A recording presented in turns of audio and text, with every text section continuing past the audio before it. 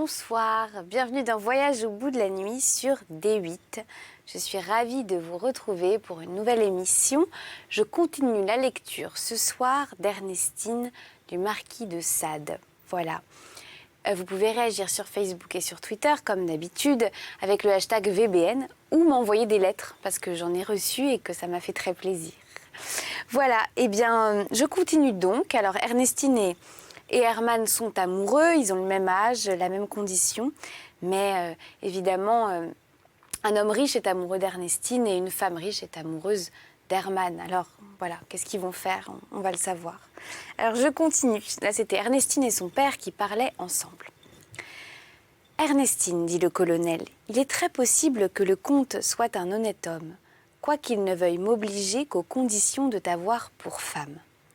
Oui, s'il ne me savait pas engagé, mais lui disant que je le suis, s'il persiste à ne vouloir vous servir qu'en me contraignant, il n'y a plus que de l'égoïsme dans ses procédés. La délicatesse en est totalement exclue. Dès lors, ses promesses doivent nous devenir suspectes. Et Ernestine, se jetant dans les bras du colonel. « Oh mon père, s'écria-t-elle en larmes, ne me refusez pas l'épreuve que j'exige. Ne me la refusez pas, mon père. Je vous en conjure, ne sacrifiez pas aussi cruellement une fille qui vous adore et qui ne veut vivre que pour vous. Ce malheureux Herman en mourrait de douleur, il mourrait en nous haïssant, je le suivrais de près au tombeau. Et vous auriez perdu les deux plus chers amis de votre cœur. » Le colonel aimait sa fille. Il était généreux et noble, on ne pouvait lui reprocher que cette sorte de bonne foi qui, quoiqu'elle rende l'honnête homme si facilement la dupe des fripons, n'en dévoile pas moins toute la candeur et toute la franchise d'une belle âme, il promit à sa fille de faire tout ce qu'elle exigeait. Et dès le lendemain, il parla au sénateur. Oxtierne, plus faux que mademoiselle Sanders, n'était fine et dont les mesures étaient déjà prises avec la Scholz à tout événement sans doute, répondit au colonel de la manière la plus satisfaisante. « Avez-vous donc cru, mon cher, lui dit-il, que je voulusse vous obliger par intérêt? Connaissez mieux mon cœur, le désir de vous être utile le remplit, abstraction faite de toute considération. Assurément, j'aime votre fille. Vous le cacher ne servirait à rien. Mais dès qu'elle ne me croit pas fait pour la rendre heureuse, je suis bien loin de la contraindre. Je ne me chargerai point de serrer ici les nœuds de son hymen, comme vous paraissez le vouloir. Ce procédé coûterait trop à mon cœur. En me sacrifiant, au moins, puis-je bien désirer n'être pas immolée par ma propre main. Mais le mariage se fera. J'y donnerai mes soins, j'en chargerai la Scholz. Et puisque votre fille aime mieux devenir la femme d'un caissier que celle d'un des premiers sénateurs de Suède, elle est la maîtresse, ne craignez rien. Ne craignez point que ce choix nuise en rien au bien que je veux vous faire. Je pars incessamment. À peine aurais-je arrangé quelques affaires qu'une voiture à moi viendra chercher votre fille et vous. Vous arriverez à Stockholm avec Ernestine, Herman pourra vous suivre et l'épouser là. Voilà, ou attendre, si cela lui convient mieux, qu'ayant le poste où je veux vous placer, son mariage en devienne meilleur. Homme respectable, dit Sanders, en pressant les mains du comte, que d'obligations. Les services que vous daignez nous rendre deviendront d'autant plus précieux qu'ils seront désintéressés et vous coûteront un sacrifice. Ah, sénateur, c'est le dernier degré de la générosité humaine. Une si belle action devrait vous valoir des temples dans un siècle où toutes les vertus sont si rares. Mon ami, dit le comte, en répondant aux caresses du colonel, l'honnête homme jouit le premier des bienfaits qu'il répand. N'est-ce pas qu'il faut à sa félicité? Le colonel n'eut rien de plus pressé que de rendre à sa fille l'importante conversation qu'il venait d'avoir avec Oxtierne. Ernestine en fut touchée jusqu'aux larmes et crut tout sans difficulté. Les belles âmes sont confiantes. Elles se persuadent facilement ce qu'elles sont capables de faire. Herman ne fut pas tout à fait aussi crédule. Quelques propos imprudents échappés à la Scholz dans la joie où elle était sans doute de voir aussi bien servir sa vengeance, lui firent naître des soupçons qu'il communiqua à sa maîtresse. Cette tendre fille le rassura. Elle lui fit sentir qu'un homme de la naissance et de l'état d'Oxtierne devait être incapable de tromper. L'innocente créature, elle ne savait pas que des vices étayés de la naissance et de la richesse enhardis, dès lors par l'impunité, n'en deviennent que plus dangereux. Hermann dit qu'il voulait s'éclaircir avec le comte lui-même. Ernestine lui interdit les voies de fait. Le jeune homme se défendit de les vouloir prendre, mais n'écoutant au fond que sa fierté, son amour et son courage, il charge 2 pistolets. Dès le lendemain matin, il s'introduit dans la chambre du comte et le prenant au chevet du lit. « Monsieur, lui dit-il audacieusement, je vous crois un homme d'honneur. Votre nom, votre place, votre richesse, tout doit m'en convaincre.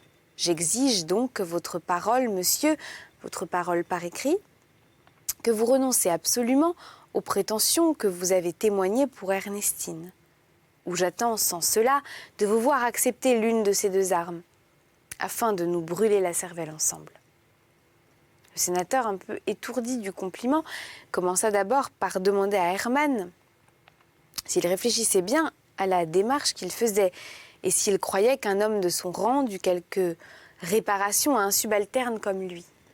« Point d'invective, monsieur, répondit Hermann. Je ne viens pas ici pour en recevoir, mais pour vous demander raison, au contraire, de l'outrage que vous me faites en voulant séduire ma maîtresse. Un subalterne, dites-vous ? Sénateur, tout homme a droit d'exiger d'un autre la réparation, ou du bien qu'on lui enlève, ou de l'offense qu'on lui fait. Le préjugé qui sépare les rangs est une chimère. La nature a créé tous les hommes égaux. Il n'en est pas un seul qui ne soit sorti de son pauvre sein et nu, pas un qu'elle conserve ou qu'elle anéantisse différemment d'un autre. Je ne connais entre eux d'autres distinctions que celles qui placent la vertu. Le seul homme qui soit fait pour être méprisé est celui qui n'use des droits que lui accordent de fausses conventions que pour se livrer plus impunément au vice. Levez-vous, comte, fussiez-vous un prince. J'exigerai de vous la satisfaction qui m'est due. Faites-la moi, vous dis-je, ou je vous brûle la cervelle, si vous ne vous hâtez pas de vous défendre. Un instant, dit Oxtierne, en s'habillant. Asseyez-vous, jeune homme. Je veux que nous déjeunions ensemble avant que de nous battre. Me refuserez-vous cette faveur? À vos ordres, comte, répondit Hermann. Mais j'espère qu'après, vous vous rendrez de même à mon invitation. On sonne, le déjeuner se sert, et le sénateur, ayant ordonné qu'on le laisse seul avec Hermann, lui demande, après la première tasse de café, si ce qu'il entreprend est de concert avec Ernestine.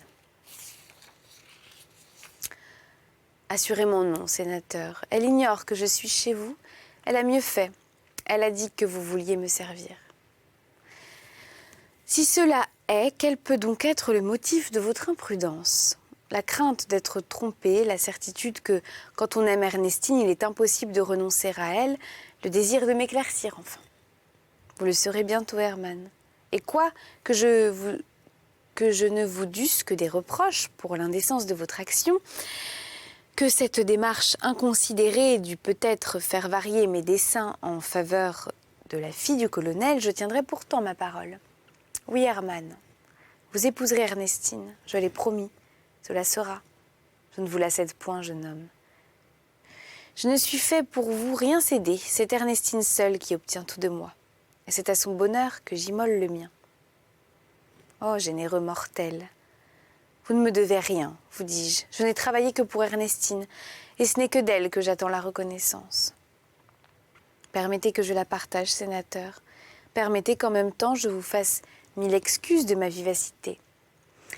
Mais monsieur, puis-je compter sur votre parole, et si vous avez dessein de la tenir, vous refuserez-vous de me la donner par écrit?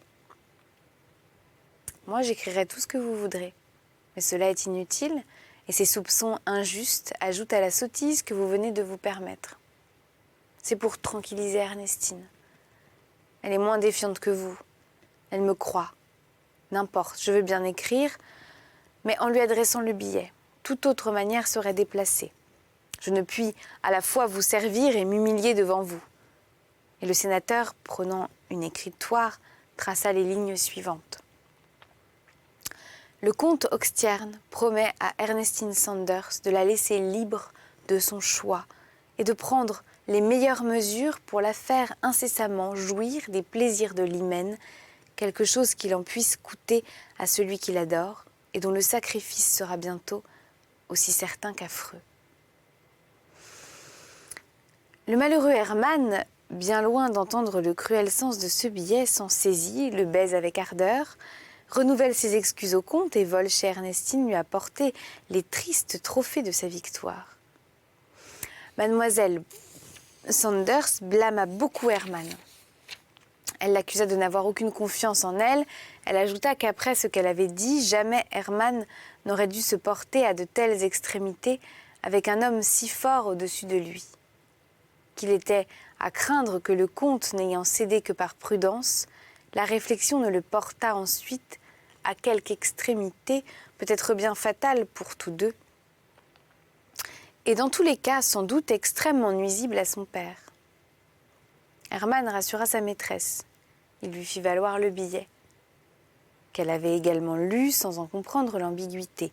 On fit part de tout au colonel, qui désapprouva bien plus vivement encore que sa fille la conduite du jeune Hermann.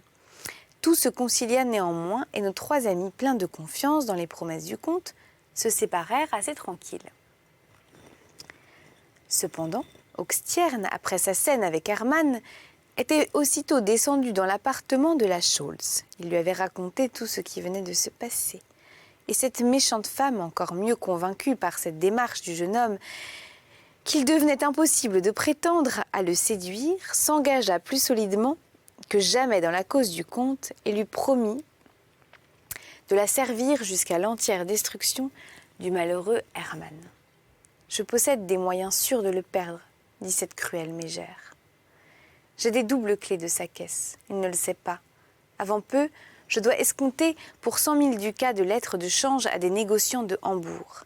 Il ne tient qu'à moi de le trouver en faute. De ce moment, il faut qu'il m'épouse ou il faut qu'il soit perdu. Dans ce dernier cas, dit le comte, vous me le ferez savoir sur le champ. Soyez certaine qu'alors, j'agirai comme il convient à notre mutuelle vengeance. » Ensuite, les deux scélérats, trop cruellement unis d'intérêt, renouvelèrent leurs dernières mesures pour donner à leur perfide dessein toute la consistance et toute la noirceur qu'ils y désiraient. Ces arrangements décidés, Oxtiern vint prendre congé du colonel et de sa fille. Il se contraint devant celle-ci, lui témoigne au lieu de son amour et de ses véritables intentions toute la noblesse et le désintéressement que sa fausseté lui permet d'employer. Il renouvelle à Sanders ses plus grandes offres de service et convient avec lui du voyage à Stockholm. Le comte voulait leur faire préparer un appartement chez lui. Mais le colonel répondit qu'il préférerait aller chez sa cousine, Plorman, dont il attendait la succession pour sa fille, et que cette marque d'amitié deviendrait un motif à Ernestine pour ménager cette femme, qui pouvait beaucoup augmenter sa fortune. Oxtiern approuva le projet. On convint d'une voiture parce qu'Ernestine craignait la mer, et l'on se sépara avec plus vive protestation de tendresse et d'estime réciproque, sans qu'il eût été question de la démarche du jeune homme. La Scholz continuait de feindre avec Hermann, sentant le besoin de se déguiser jusqu'à l'éclat qu'elle préparait. Elle ne lui parlait point de ses sentiments et ne lui témoignait plus comme autrefois que de la confiance et de l'intérêt. Elle lui déguisa qu'elle était instruite de son étourderie chez le sénateur, et notre bon jeune homme crut que comme la scène ne s'était pas trouvée très à l'avantage du comte, il l'avait cachée soigneusement. Cependant, Hermann n'ignorait pas que le colonel et sa fille allaient bientôt quitter Nordkoping. Mais plein de confiance dans le cœur de sa maîtresse, dans l'amitié du colonel et dans les promesses du comte, il ne doutait pas que le premier usage qu'Ernestine ferait à Stockholm de son crédit près du sénateur serait de l'engager à les réunir incessamment. La jeune Sanders ne cessait d'en assurer Hermann, et c'était bien sincèrement son projet. Quelques semaines se passèrent ainsi, lorsqu'on vit arriver dans Nordkoping une voiture superbe accompagnée de plusieurs valets auxquels il était recommandé de remettre une lettre au colonel Sanders de la part du comte Oxtierne et de recevoir en même temps les ordres de cet officier relativement au voyage qu'il devait faire à Stockholm avec sa fille et pour lequel était destinée la voiture que l'on envoyait chez lui. La lettre annonçait à Sanders que, par les soins du sénateur, la veuve Plorman destinait à ses deux alliés le plus bel appartement de sa maison, qu'ils étaient l'un et l'autre les maîtres d'y arriver quand ils voudraient, et que le comte attendrait cet instant pour apprendre à son ami Sanders le succès des premières démarches qu'il avait entreprises pour lui à l'égard d'Hermann. Ajoutait le sénateur, il croyait qu'il fallait lui laisser finir en paix les affaires qu'il avait avec Madame Scholz, à la conclusion desquelles sa fortune était mieux en ordre. Il pourrait avec plus de bienséance encore venir présenter sa main à la belle Ernestine, que tout gagnerait à cet arrangement, pendant l'intervalle duquel le colonel lui-même honoré d'une pension et peut-être d'un grade n'en deviendrait que plus en état de faire du bien à sa fille. Cette clause ne plut pas à Ernestine. Elle éveilla quelques soupçons, dont elle fit aussitôt part à son père. Le colonel prétendit n'avoir jamais conçu les projets d'Oxtierne d'une manière différente de celle-là. Et quel moyen y aurait-il, d'ailleurs, continuait Sanders, de faire quitter Nordkoping à Hermann avant qu'il n'eût fini ses comptes avec la Scholz. Ernestine versa quelques larmes, et toujours entre son amour et la crainte de nuire à son père, elle n'osa insister sur l'extrême envie qu'elle aurait eue de ne profiter des offres du sénateur qu'à l'instant où son cher Hermann se serait trouvé libre. Il fallut donc se déterminer au départ. Hermann fut invité par le colonel à venir souper chez lui pour se faire leur mutuel adieu. Il s'y rendit et cette cruelle scène ne se passa pas dans le plus vif attendrissement. « Ma chère Ernestine, dit Hermann, en pleurs, je vous quitte et j'ignore quand je vous reverrai.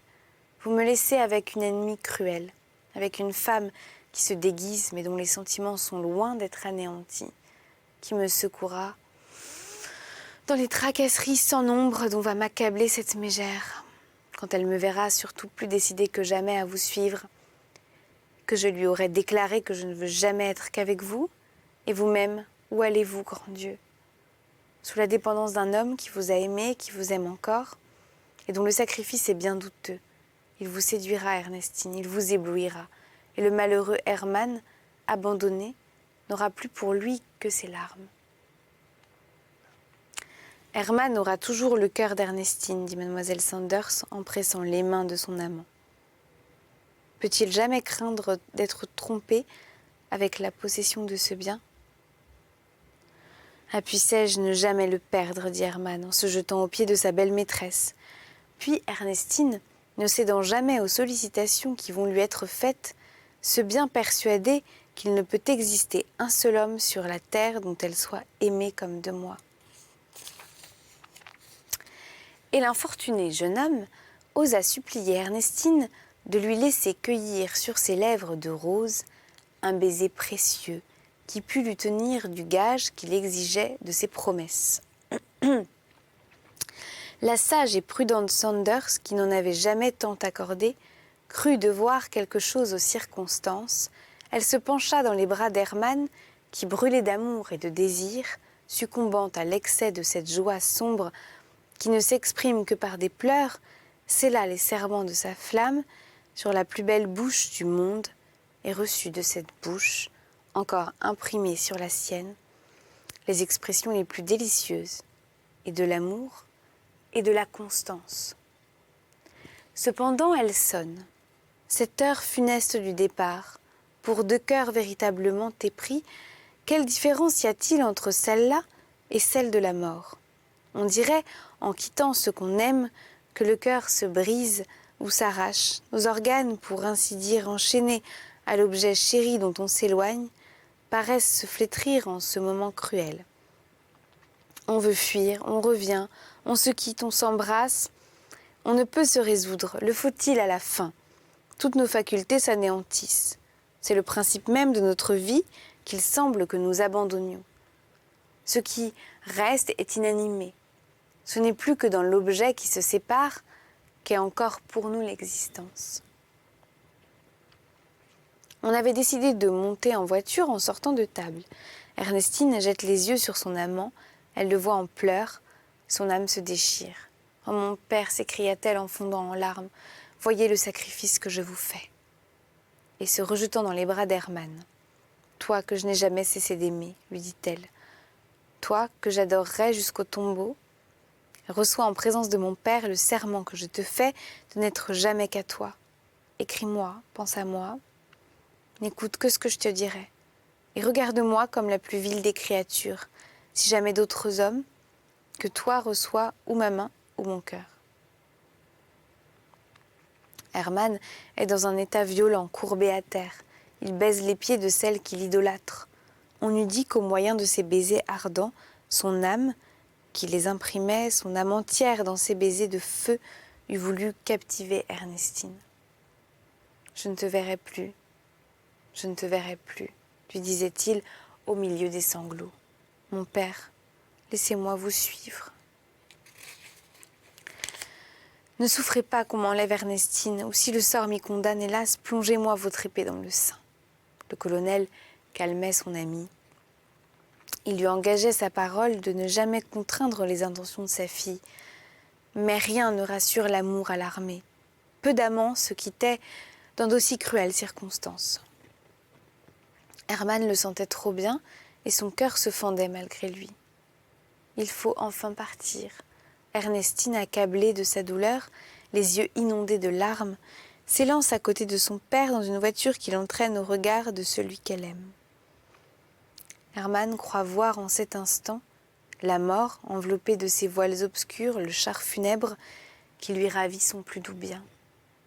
Ses cris lugubres appellent Ernestine, son âme égarée la suit, mais il ne voit plus rien.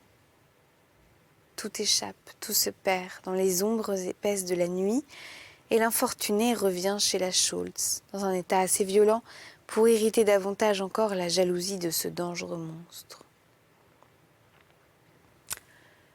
Le colonel arriva à Stockholm le lendemain d'assez bonne heure et trouva à la porte de Madame Plorman, où il descendit, le sénateur Oxtiern, qui présenta la main à Ernestine, quoiqu'il y eût quelques années que le colonel n'eût vu sa parente.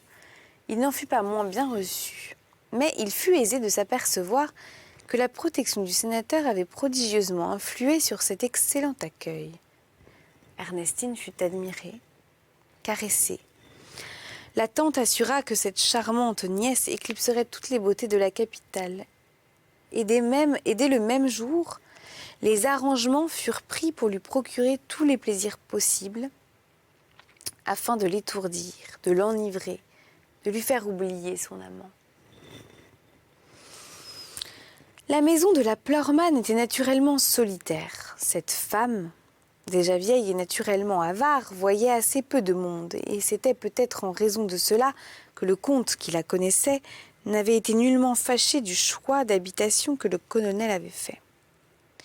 Il y avait chez Madame Plorman un jeune officier du régiment des gardes qui lui appartenait d'un degré de plus qu'Ernestine et qui, par conséquent, avait plus de droit qu'elle à la succession. On le nommait Sinderson. Bon sujet, brave garçon, mais naturellement peu porté pour des parents qui, plus éloignés que lui de sa tante, paraissaient néanmoins former sur elle les mêmes prétentions. Ces raisons établirent un peu de froid entre lui et les Saunders. Cependant, il fit la politesse à Ernestine, vécut avec le colonel et sut déguiser sous ce vernis du monde qu'on nomme politesse les sentiments peu tendres qui devaient tenir la première place dans son cœur. Mais laissons le colonel s'établir et retournons à Nordkoping pendant qu'Oxtiern met tout en œuvre pour amuser le père, pour éblouir la fille et pour réussir enfin au perfide projet dont il espère son triomphe. 8 jours après le départ d'Ernestine, les négociants de Hambourg parurent et réclamèrent les 100 000 ducats dont la Scholz leur était redevable. Cette somme, sans aucun doute, devait se trouver dans la caisse d'Hermann, mais la friponnerie était déjà faite. Et par le moyen des doutes, pas du tout, et par le moyen des doubles clés, les fonds avaient disparu. Madame Scholz, qui avait retenu les négociants à dîner, fait aussitôt avertir Hermann de préparer les espèces attendues que ses hôtes veulent s'embarquer dès le même soir pour Stockholm. Hermann, depuis longtemps, n'avait visité cette caisse, mais sûr que les fonds doivent y être, il ouvre avec confiance et tombe presque évanoui quand il s'aperçoit du larcin qu'on lui a fait. Il court chez sa protectrice. « Madame, s'écrie-t-il, éperdu, nous sommes volés. »« Volés, mon ami ? Personne n'est entré chez moi et je réponds de ma maison. Il faut pourtant bien que quelqu'un soit entré, madame. Il le faut bien puisque les fonds n'y sont plus et que vous devez être sûre de moi. Je pouvais l'être autrefois, Hermann, mais quand l'amour tourne l'esprit d'un garçon tel que vous, tous les vices avec cette passion doivent s'introduire dans son cœur. Malheureux jeune homme, prenez garde à ce que vous avez pu faire. J'ai besoin de mes fonds dans l'instant. Si vous êtes coupable, avouez-le-moi. Mais si vous avez tort et que vous ne vouliez rien dire, vous ne serez peut-être pas le seul que j'envelopperai dans cette fatale affaire. Ernestine partit pour Stockholm au moment où mes fonds disparaissent. Que c'est? Qui sait si elle est encore dans le royaume? Elle vous précède, c'est un enlèvement projeté. Non, madame, non. Vous ne croyez pas à ce que vous venez de dire, répond Hermann avec fermeté. Vous ne le croyez pas, madame. Ce n'est pas une telle somme qu'un fripon débute ordinairement et les grands crimes dans le cœur de l'homme sont toujours précédés par des vices. Qu'avez-vous vu de moi jusqu'à présent, qui doivent vous faire croire que je puisse être capable d'une telle malversation? Si je vous avais volé, serais-je encore dans Nordkoping?